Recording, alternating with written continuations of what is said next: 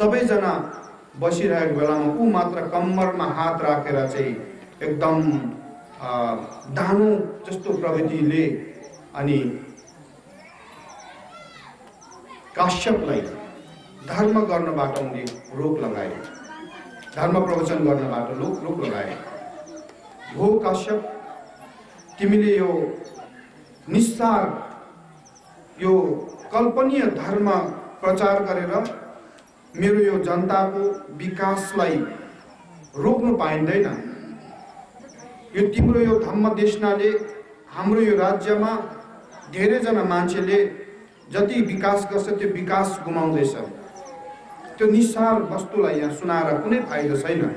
आफ्नो तपाईको आफ्नो क्षेत्रमा गएर सुनाऊ, तर हामी यहाँ धर्ममा विश्वास गर्दैनौँ भनेर त्यहाँका राजा शेतव्यको राजाले यस्तो खालको प्रस्ताव राखे। उनले भने कुनै पनि त्यस्ता प्रमाणहरू छैनन् जसले गर्दा हामी धर्मै मान्नुपर्ने, धर्मको अनुसरण गर्नुपर्ने। के त्यस्ता प्रमाणहरू छन्? मैले यी सबै कुराहरूको निरीक्षण गरेँ, सबै कुराहरू मैले त्यसको समीक्षा गरेँ, हरेक कुरा मैले जाँचेँ। अन्ततः म यो धर्म कुरा भन्ने कुरा चाहिँ हाम्रो मानव समाजको लागि घातक रहेछ, निस्सार रहेछ, यो कुरा हामीलाई नचाहिने कुरा रहेछ, परिकल्पना मात्र रहेछ भनेर महाकाश्यप जस्तो जसले अरहत्वलाई प्राप्त गरेका थिए उनलाई त्यो प्रकारको प्रश्न राख्दाखेरि त्यहाँको मौनता टुट्यो। त्यहाँ भएका हजारौं मानिसको मनमा ठुलो एउटा दार्शनिक र श्रद्धाको चट्टान त्यहाँनिर वज्रपात हुन आयो र मानिसको कौतूहल मचिन थालेपछि त्यो बेलामा महाकाश्यपले सबैलाई शान्त हुने एउटा आग्रह गर्नुभयो र भन्नुभयो त्यो बेलामा राजनले सम्बोधन गर्दै, हे राजन, तपाईले जुन धारणा बोकेर आउनु भएको छ त्यो तपाईको स्थानबाट हेर्दा ठिकै हो, तर त्यस्तो कुन कारणहरू हो जसले गर्दा यहाँ धर्मको कुनै सार छैन, धर्म मान्नु बेकार हो, त्यो बताऊ। यदि तिम्रो कारणहरू प्रबल भए, सार्थक भए, हामी पनि स्वीकार्नेछौँ भनेर भन्नुभयो। अनि पायसी राजाले के भने, भो काश्यप, सबैभन्दा पहिला त धर्मले परलोक परलोक भनेर भन्छ। परलोक कसले देखेको छ? परलोक को गएको छ? म देख्ने व्यक्ति मात्रै बताऊ, अनि म धर्म तिमीले जे भने पनि म मान्छु भनेर भने। मुसुक्क हाँसेर भन्नुभयो काश्यपले, हे राजन, यो पृथ्वी लोकबाट माथि हेर त तिमी, यो माथि सूर्य र चन्द्रमा छ कि छैन भनेर सोध्नुभयो। यसो हेर्दा सूर्य चन्द्रमा छ, यो सूर्य चन्द्रमा यो पृथ्वी लोकमा छ कि परलोकमा छ भनेर भन त भन्दाखेरि त एकदम खल खल खल पसिना आयो उनलाई। पहिले कुरा बिगार्यो, परलोक छैन भन्ने कुरा उनको दर्शन थियो, उनको अठोट थियो, त्यो सबै टुट्न गयो। सबै मानिसले भन्न थाले, परलोक हो भगवान, यो त परलोक, यो पृथ्वी लोक होइन भनेर भनेपछि राजन मन्त्रमुग्ध भए। राजन कुनै प्रकारको त्यहाँनिर उनले बोल्नु सक्ने उनकोमा क्षमता रहेन। त्यस पछाडि अनि राजनले फेरि भने, हो काश्यप, यति मात्रले म मान्दिनँ, यति मात्रले म मान्नेवाला छैन। यहाँ विभिन्न धर्मको दर्शनले बताउँछ पाप कर्म गर्नेहरू निश्चित रूपमा नरकमा जन्म हुन्छ, उनीहरूको पतन हुन्छ। तर मेरो यति धेरै साथीहरू थिए जसले जीवनमा धर्मको ध पनि गरेन, साधन गरेन, पापै मात्रै बेदा काम गरे, अरूले लुटे छक्काए अनि दुःख दिए, प्राण हत्या गरे, चोरी गरे, डकैती गरे। त्यस्तो व्यक्तिहरू मेरो धेरै मित्रहरू पनि थियो, अहिले पनि छ। तर ती धेरै मित्रहरू जब मर्ने बेलामा म उनीहरू कहाँ गएर मैले के भने भन्दाखेरि, हेर मित्र, तिमी त मेरो घनिष्ठ मित्र हो, तिमीले धेरै पाप गरेको पनि छौ र यो श्रमणहरूको, बुद्धहरूको र अन्य यो ऋषिमुनिहरूको कुरा सत्य हो भनेदेखि तपाईको कर्मले गर्दा तपाईँ एक दिन नरकमा पतन हुन्छ अथवा कुनै नराम्रो लोकमा पतन हुन्छ। यदि त्यसो पतन भएको खण्डमा कृपया मेरो उद्धारको लागि मेरो गुण सम्झेर भए पनि, मलाई मित सम्झेर भए पनि मलाई यो समाचार दिनुहोस् कि साँच्चै नै दुष्कर्मको फल चाहिँ नरकमा पतन हुँदो रहेछ। अनि म पनि दुष्कर्म गर्नु छोड्छु र सुकर्म गर्छु। यदि यस्तो होइन भनेदेखि तपाईँ आउनु पर्दैन भनेर मैले उनीहरूलाई बिन्ती गरेँ। धेरै सेवा गरेँ। उनीहरू बितेर गए। आज यतिका वर्ष भइसक्यो, न त उनीहरू आए खबर सुनाउनु, न त कुनै सन्देश नै पठाए। यो सबैभन्दा ठुलो कारण हो राजन। उनीहरू आएर मलाई सम्झाएको भए हो मैले मान्थेँ, तर उनीहरू त मेरो घनिष्ठ मित्र थिए। उनीहरू आएन, त्यस कारणले गर्दा म धर्मलाई मान्दिनँ भनेर मुसुक्क हाँसेर महाकाश्यपले भन्नुभयो, हे राजन, मैले तिम्रो राज्यमा कुनै निर्दोष व्यक्तिलाई हत्या गरेको त्यो व्यक्तिलाई, हत्यारालाई चाहिँ तिमीले मृत्युदण्ड दिन्छौ अरे भनेको मैले सुन्छु, के यो सत्य हो भनेर सोध्नुभयो। हो काश्यप, यो सत्य हो, त्यसलाई हामी बाँकी छोड्दैनौँ भनेर भन्नुभयो। त्यसो भने त्यो मृत्युदण्ड पाएको व्यक्ति जब मृत्युको लागि तिमीले लग्छौ र कुनै कारण देखाएर मलाई आज एक छोडिदिनुहोस्, मेरो घरमा सानो सन्देश छोडेर मेरो यहाँ सानो काम बाँकी छ, त्यो काम गरेर मात्र मलाई मृत्युको दण्ड दिनुहोस् भनेर त्यो व्यक्तिले तपाईँलाई गुहार लगायो भने तपाईँले त्यसलाई छोड्छ कि त्यहाँ मृत्युदण्ड दिनुहुन्छ भनेर भन्नुभयो, सोध्नुभयो। हो काश्यप, असह्य हुन्छ, हामीले त्यसलाई तत्काल त्यही मृत्युदण्ड दिन्छौँ, त्यसलाई छोड्दैनौँ भनेर भन्दाखेरि सोही बमोजिम, हे राजन, तिम्रो साथीले पाप गर्न बापत तिम्रो साथी नरकमा पतन भइसके पश्चात उनले पनि गुहार लगायो होला तिम्रो समाचार सुनाउनुको लागि, तिमीले समाचार सुनाउनुको लागि। तर मृत्युदण्ड पाइसकेका त्यस्ता नरकको अवस्थाबाट बाँचेर आउने अहिलेसम्म न त कुनै उदाहरण छ, न कुनै संसारमा उदाहरणीय व्यक्ति हुने नै छ जसले नरकीय दुःखलाई भोग्नुपर्ने दुष्कर्म गरेको छ भने त्यसले त्यो भोग्नै पर्ने हुन्छ। त्यस कारणले गर्दाखेरि पनि तिम्रो साथी वापस नआएको, तिमीले आफ्नो मिथ्या दृष्टिले त्याग भनेर भन्दाखेरि यति मात्र म पर्याप्त छैन, यतिले म पत्याउँदिनँ भनेर अझ उनले ढिप्पी गर्न थाले। राजाले के त्यस्तो कारण छ भन्दाखेरि उनले फेरि भने, हेर्नुहोस् काश्यप, मेरो साथी दुष्कर्म गर्ने मात्र होइन, ब्रह्मचर्य गरेर 80 वर्षसम्म बिताएका त्यस्ता वृद्ध अवस्थाको पनि मेरो साथी थिए। उनीहरूले जीवनमा पाप भन्ने कुरा एउटा पनि साधना गरेन। जहिले पनि परोपकार गर्थे, जहिले पनि अरूलाई दया माया करुणा गर्थे, पुण्य गर्थे, भजन जप्थे, मन्त्र जप्थे, ध्यान गर्थे, समाधि गर्थे।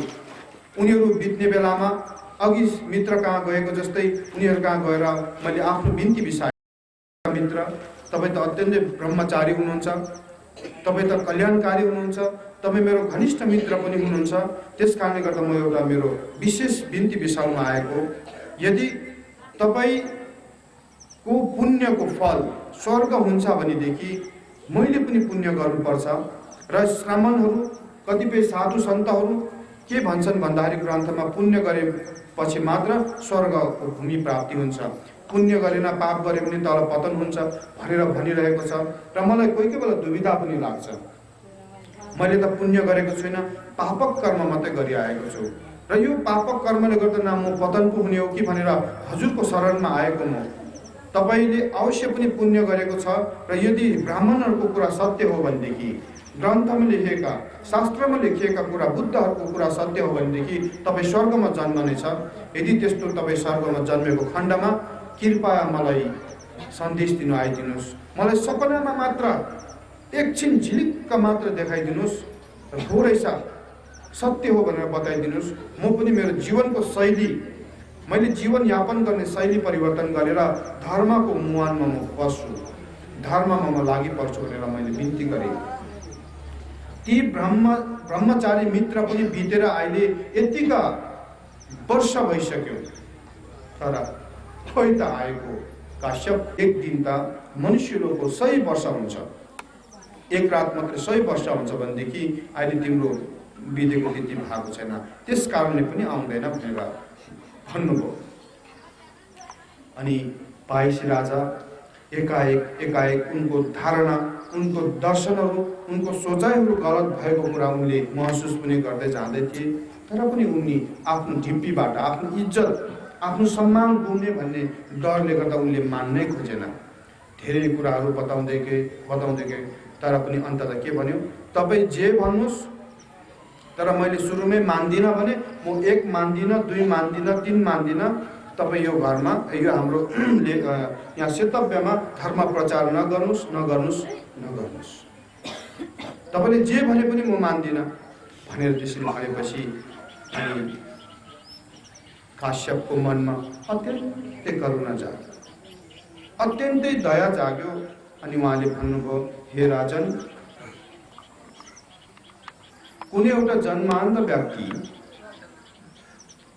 जन्मान्त व्यक्ति यदि तिमी सामु आएर उसले तर्क गर्छ, हेर अमुक व्यक्ति न त आकाशमण्डलमा सूर्य छ, न चन्द्रमा छ, न वनस्पति छ, न के छ, न ज्योति छ, न अन्धकार छ।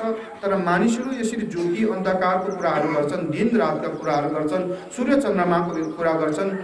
तर म त मान्दिनँ, यो 1 मान्दिनँ, 2 मान्दिनँ, 3 मान्दिनँ भनेर जन्मान्त व्यक्ति तपाईँ कहाँ आएर त्यो बालहट गर्छ भनेदेखि, जिद्दी गर्छ भनेदेखि तपाईँलाई कस्तो हुन्छ होला भनेर सोद्धाखेरि त्यो त असह्य हुन्छ, त्यसलाई सम्झाउनु पर्छ।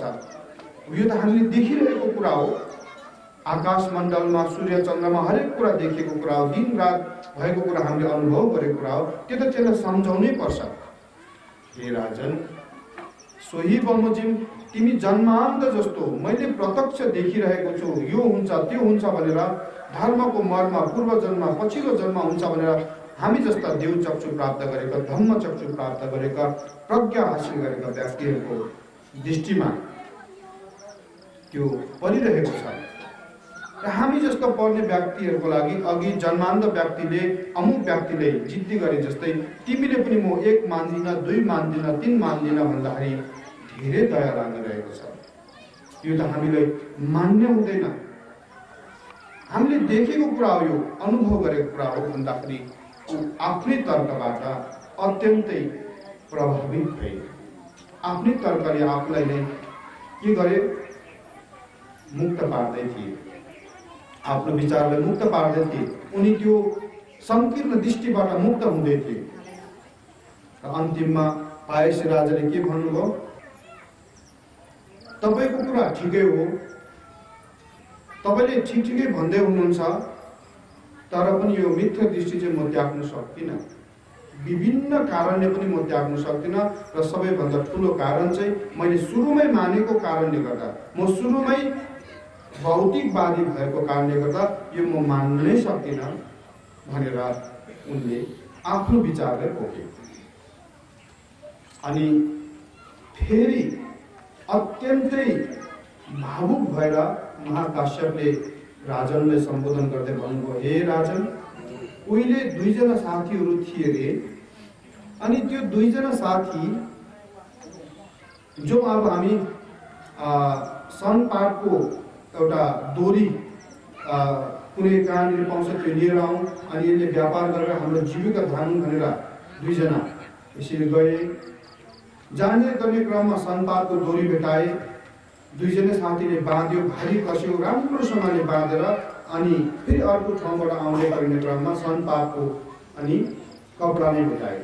र अर्को साथीले भने, हेर यो सनपाटको यो लुगा रहेछ, कपडा रहेछ, यो लैजाउँ, डोरी किन लाने, डोरी त हामी सनपाटको यो लुगाको लाग्यो, कपडाको लाग्यो भनेर भने।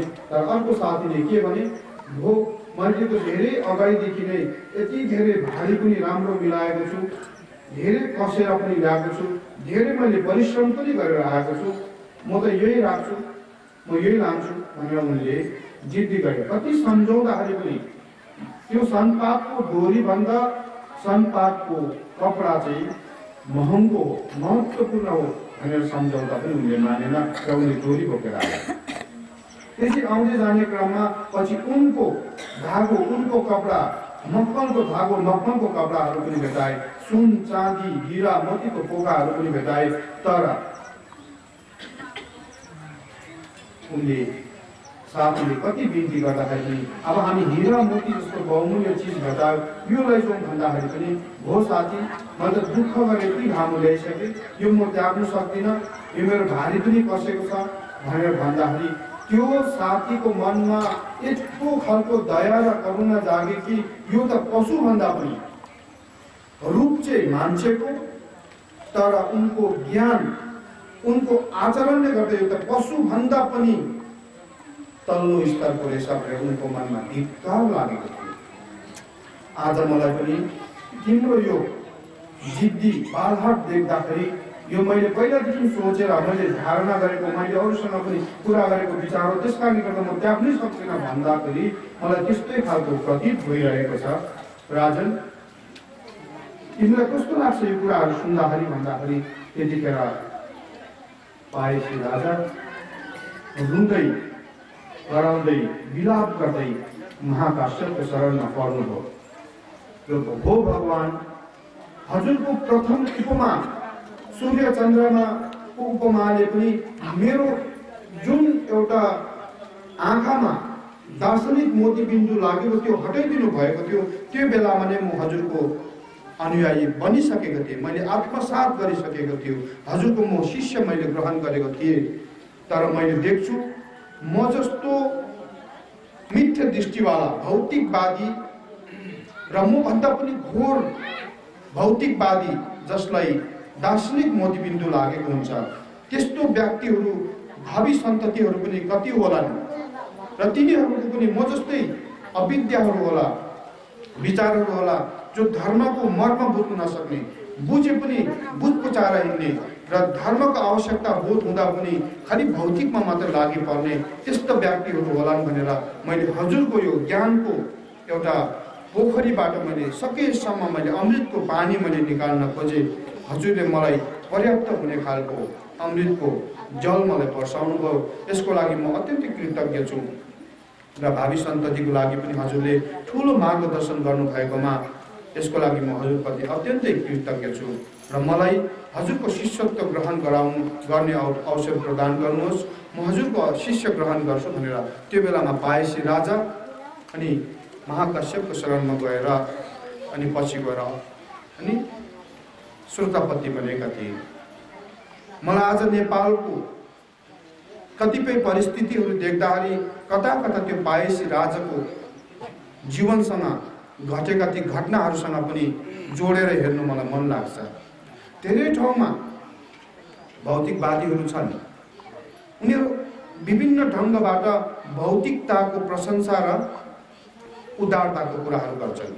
भौतिकता नै सबैभन्दा ठुलो उपलब्धि हो भन्ने कथनहरू सिद्धान्तहरू फैलाएर हिँड्छन्। तर वास्तवमा यदि हाम्रो सबै कुराहरू मनबाट हुन्छ, मनबाट सृजित हुन्छ भन्ने कुराहरू, अध्यात्मबाट ज्ञानबाट सृजित हुन्छ, यसरी निर्मित हुन्छ भन्ने कुराहरू हामीले थाहा पाउँदै पनि हामी खालि भौतिकमै रमाउने व्यक्तिहरू सायद यो त अब बाहिर यो युरोप र अमेरिका जस्तो ठाउँभन्दा पनि नेपालमा बढी हामीले देख्न थालेका छौँ।